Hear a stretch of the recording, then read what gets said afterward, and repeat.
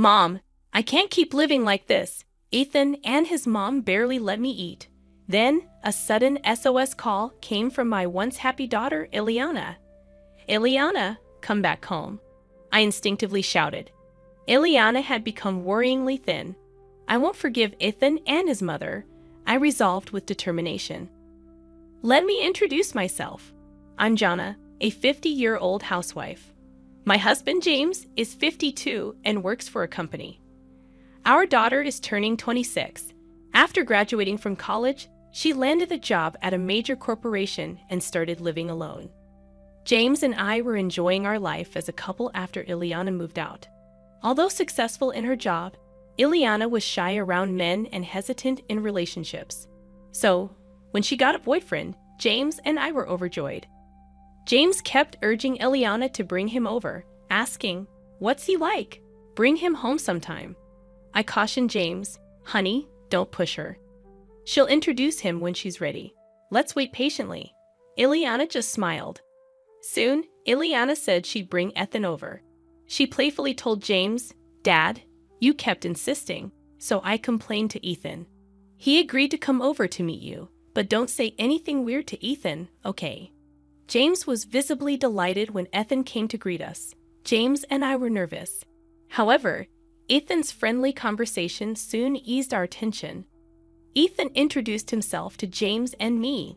"Hello, I'm Ethan Smith, and I'm seriously dating Ileana with the intention of marrying her." Ileana blushed and said, "Marrying me? You're embarrassing me. You said it was just a casual greeting." James happily told Ileana, "No, it's great that he's thinking about the future, Ethan. I entrust Ileana to you." Their relationship progressed smoothly with our blessing, and Ethan proposed formally 5 months later. Seeing a blushing but happy Ileana made both James and me very happy. I heard Ethan worked for a major bank system company. James and I discussed how their future seemed secure as wedding preparations began. Ileana frequently sought advice. One day, Ileana asked me, "Hey, Mom, how much is the market price for a wedding ring?" "Ethan is planning to buy one for about $10,000. Surprised, I replied. "For wedding rings, maybe about $2,500 each for the couple. I've heard engagement rings are around $3,500. Ileana seemed a bit uneasy. "Right, I thought so too," she said. After asking around and reading magazines, I felt Ethan's sense of money was odd. However, when Ileana said, "Ethan insists it's a once-in-a-lifetime thing and wants me to have something nice," I conveniently interpreted it as Ethan wanting to give her a special gift. After some time, the two moved out of their bachelor's residence and into a condominium in New York. The area was very expensive but convenient for commuting. I was a little concerned and said to Ileana, "Hey, Ileana, the area you and Ethan live in must be pretty expensive to rent, right? Are you going to be able to afford the monthly payments?" She reassured me, "Don't worry, Mom. Ethan's working hard and earns a decent salary too. His job requires living near the bank. Ethan is a systems engineer at a bank-rated systems company. If there is a problem, Ethan needs to rush to the site, even in the middle of the night. That's why the location had to be close to the bank, within a short taxi ride." Apparently, Ileana explained, "Ethan's company gives a substantial housing allowance, so we're fine. Don't worry, Mom," not fully understanding the company's situation. I had come to accept it as the new normal. Months passed, and I extended an invitation to Ileana for lunch before her wedding.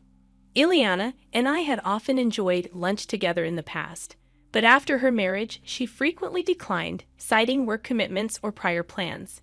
James suggested she might be adjusting to her new married life, but it felt like Ileana was avoiding me. Over the phone, Ileana agreed to join me for lunch the next Saturday, saying, "Oh, that's when Ethan is on a business trip." "Sure, Mom, I can make it. I'll find a place for us." I felt a bit thrilled at the prospect of lunch with my daughter after half a year. When I finally saw Ileana, she looked a bit pale. Concerned, I asked her what was wrong and suggested she rest if she wasn't feeling well.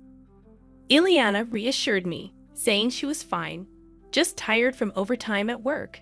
She thought lunch with me might help her unwind. We enjoyed a good chat for about 2 hours, just the two of us. About 2 hours in, Ileana's phone rang. She looked shocked at the display. She told me, "Mom, I have to go home already. Ethan's mother is calling." Ileana explained that Ivy was at their place. Surprised, I apologized for keeping her during such a busy time, and Ileana quickly left. Another half year went by, and during this time, something terrible happened to Ileana. I learned about it from a phone call from her. It was a sad day, and James and I were enjoying our day off. While I was making her tea, suddenly my phone rang. The display showed Ileana's name. I quickly answered. Ileana hesitantly started, "Mom, it's me." Hi." She seemed unable to continue. Sensing something was wrong, I asked her what the matter was. She remained silent for a while, and I patiently waited for her to start talking. Eventually, she said, "Mom, I can't live like this anymore. Ethan and his mom barely let me eat. I might not survive if this continues." Shocked, I asked if she was okay, expressing concern about the severity of the situation and suggesting she come back home. Ileana seemed undecided. I firmly told her, "If you're feeling unwell, you can just sit around Ellie. Come back home. We'll talk it over when you get here." Ileana responded, "Really? Can I come back? But I don't have any money. I can't leave." I thought this was strange. Ileana was earning a decent salary. But there was no time for a long discussion.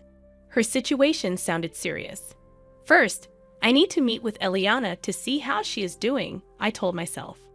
I instructed Ileana, "Take only your valuables with you and leave the house. There's a convenience store near your apartment, right? I will drive there and pick you up. Wait for me there." Sobbing, Ileana agreed. So James and I hurried to the convenience store. When we arrived, Ileana was crouched in the parking lot. When she saw me, she said, Mom, I'm sorry. I shouldn't have done this," and broke down in tears. I hugged Ileana, and together with James, we helped her into the car.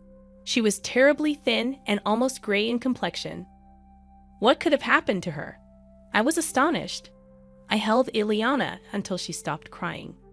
James said to me, "She will not be able to come down here. Let's take her home soon and give her a good rest. We need to talk to Ethan." I agreed with James. Yes, right now, letting Ileana rest is our top priority.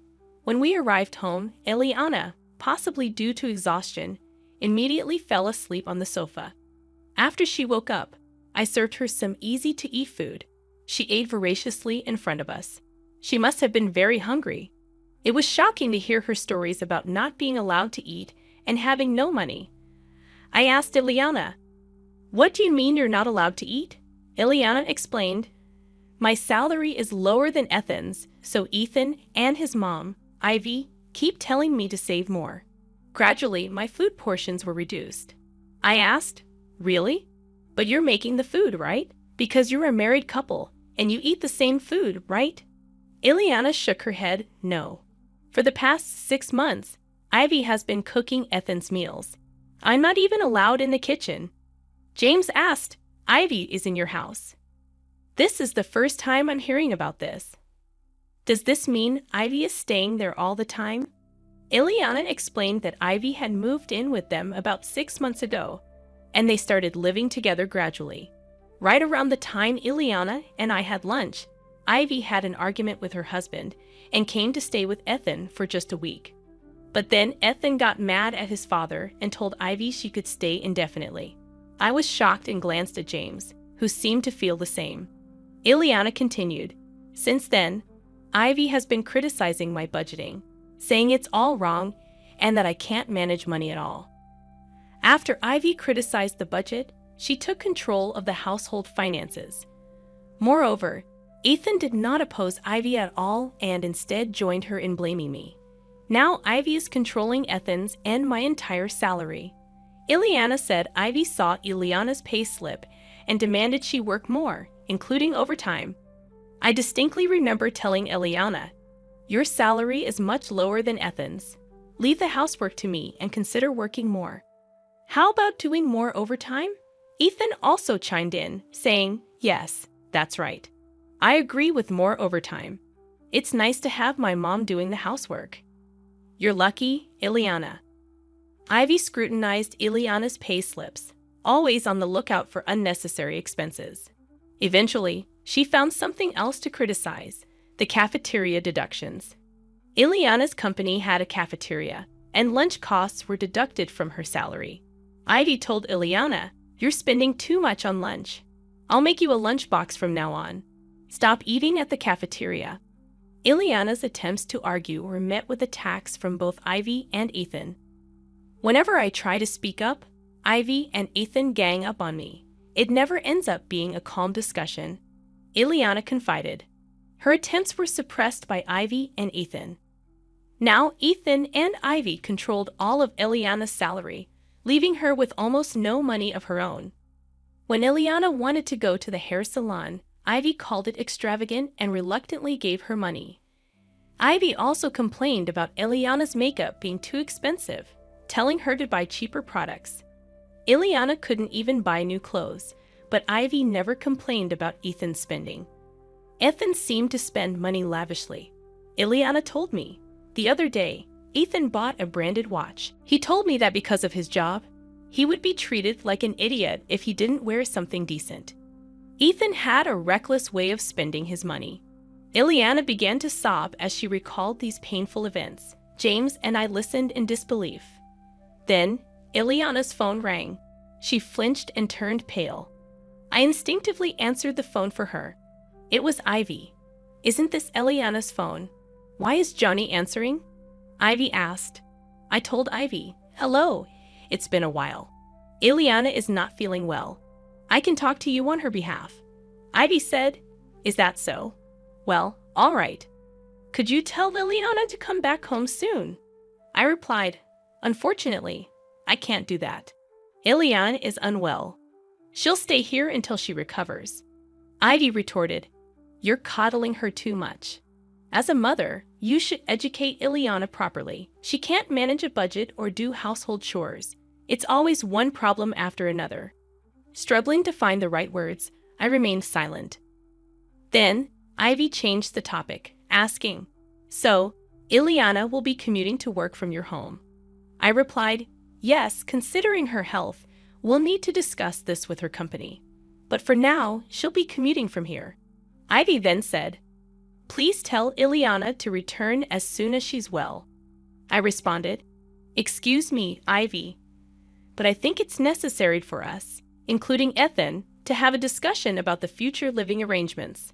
Ivy snorted and said, "Fine, we can talk any time," before hanging up. I couldn't understand why Ivy was so confident, but at least Ileana was safe for now. We needed to focus on her health and feelings and plan our next steps. That night, after Ileana went to sleep, James and I discussed the situation. The next day, Ileana was examined at a hospital. As expected, she was underweight and not sleeping well. After talking with her, we decided she should take a leave of absence from work. She enjoyed my cooking, saying it was delicious.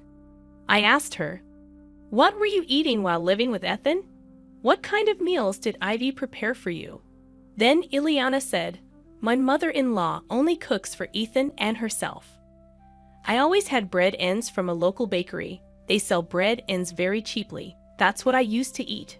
I was shocked. Ileana had been deprived of proper meals, while Ivy and Ethan ate normally, just bread ends. "Since when? What about your lunchbox? Didn't Ivy prepare that too?" I asked. Ileana explained, "I should have been stopped from eating at the company cafeteria by Ivy since 3 months ago. My lunchbox was just bread ends in a container. I was embarrassed, so I ate secretly in the break room when no one was around." Ileana said Ivy would taunt her about not earning as much as Ethan, saying with her salary, bread ends were all she deserved. She had been living on just bread ends for 3 months. I was shocked, and James, who heard everything, couldn't hide his surprise. Ileana, tired from talking, lay down to rest. James told me, "This is serious, strange. We need to investigate further if Ethan or Ivy calls again." By that time, I'll gather more information. I told James, yes, I think this is going too far. Then James and I began looking into Eliana's circumstances. I started by calling her work colleague, who said recently Eliana had been doing a lot of overtime and looked pale. She often declined after-work drinks, saying she couldn't go because of her husband and mother-in-law. James also talked to Eliana's boss. Eliana's boss mentioned, I've been concerned about Eliana lately because she's been doing too much overtime. She seemed desperate to work.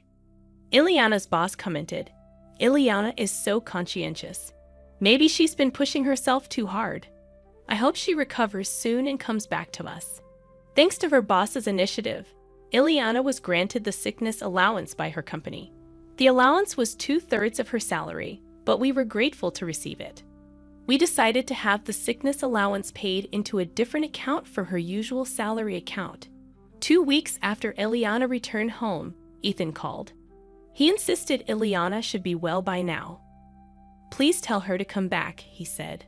When I looked at James, he answered the phone. James humbly requested Ethan, Eliana is not fully recovered yet. Please let her rest for another week. Ethan told James over the phone, I guess there's no choice, just 1 more week, okay? And then hung up. I protested to James, but she needs at least 3 more weeks to recover, and we don't know what they'll do to her if she goes back. James reassured me, don't worry, we won't stick to the 1-week timeline. They treated her terribly, and we have a plan. He then asked Eliana, what do you want to do? If you want to try again with Ethan, we won't stop you. But if you want to leave him, we'll support you. Eliana suddenly resolute said, I've been thinking, am I really as useless as Ivy and Ethan say? But this isn't right. They're just taking my money. I don't want this anymore. I want a divorce, Eliana declared. James encouraged her, saying, That's right. You've chosen your path. We'll always be on your side. James shared the information he had gathered with us. We prepared for the possibility of Ethan coming over, ready to handle the situation. 1 week passed, and we didn't contact Ethan. 9 days later, Ethan and Ivy came to visit. When the doorbell rang, I checked the intercom and informed Eliana and James. James suggested, let's talk to them directly and settle this. Eliana nodded in agreement. Opening the door, we found Ethan and Ivy glaring at us. Calming myself, I greeted them warmly. Hello.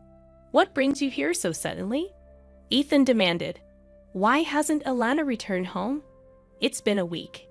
You did tell her, right? Ivy also chimed in. That's right.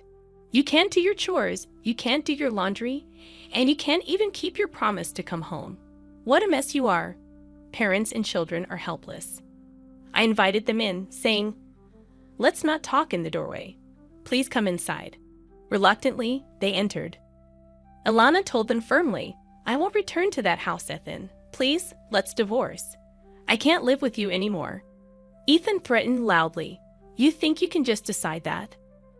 But Eliana stood her ground, facing Ethan with resolve. Ivy then berated Eliana. For 6 months, I did all the housework and supported Ethan, while you neglected your duties. Eliana told Ivy, It's not that I didn't do the chores. Whenever I did, you would criticize my methods and take over the tasks, didn't you? Ivy retorted, How dare you speak to me like that? After making me work so hard, you should be ashamed. Ethan joined in. That's right. My mother helped because you couldn't handle the chores, allowing you to focus on work. That's when James shouted at them. What nonsense! You took Eliana's salary and fed her only bread ends. Your actions are the worst kind of abuse. They were shocked by James' outburst. James added, Ethan, you have been fired from your company. I checked out your employment status. You don't have the power to continue paying the rent on that apartment anymore, do you? Ethan began to look uneasy. Eliana added, I didn't know until Dad told me. James continued, I hired a detective to find out. Ethan, you were fired 6 months ago for an affair with your boss's wife. Eliana accused Ethan, you pushed me to work because you lost your job and income.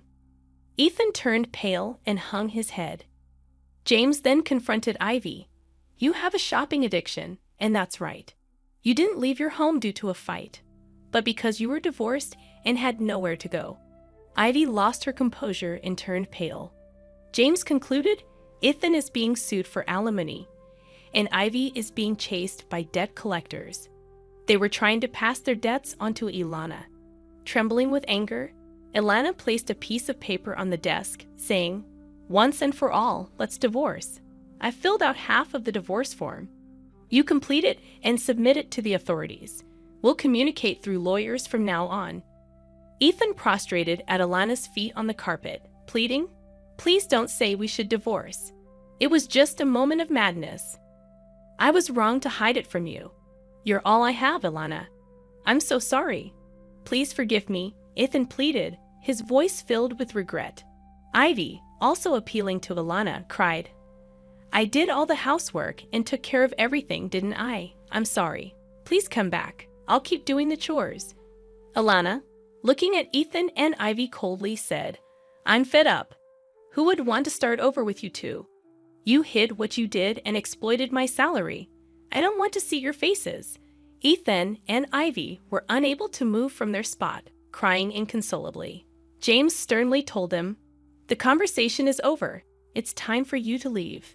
If you don't, we have our ways to deal with it." Reluctantly, Ethan and Ivy stood up and left our home, defeated. Afterward, with a lawyer's help, Ilana and Ethan officially divorced. Of course, we filed for alimony from Ethan. In addition to hiding his affair, we'd also added the fact that Ethan did not provide adequate meals to Ilana in the alimony claim. We had a doctor's diagnosis, which served as conclusive evidence against Ethan. Ethan had to move out of the apartment and live in a cheaper one with Ivy. Now he works day and night to pay the alimony to Ilana, and Ivy, not working, has become the target of Ethan's anger, and they constantly fight. Our lawyer informed us about Ethan and Ivy's current situation. Ilana fully recovered and returned to work. She seems to be enjoying her work more than ever. She apologized to me and James, saying, "I'm sorry for being a burden and coming back home. Thank you for all your help with the divorce. I'll be staying here for a while." I hugged her, saying, "Divorce doesn't matter. The fact that you're alive and well is all that matters to us." James added, "Don't overdo it. You're a hard worker, and sometimes you keep things to yourself too much." Ilana admitted, "I should have talked to you both sooner. I tried to handle too much on my own." Seeing Ilana's smile return was truly heartwarming. James, who stood by us and fought against Ethan and Ivy, proved to be incredibly reliable. I fell for him all over again. When I told him, he joked, "Then how about showing your gratitude with food? Make my favorite pork cutlets tonight as a family." We've overcome difficulties and will surely face more in the future, but with James and Ilana by my side, I want to support each other as a family.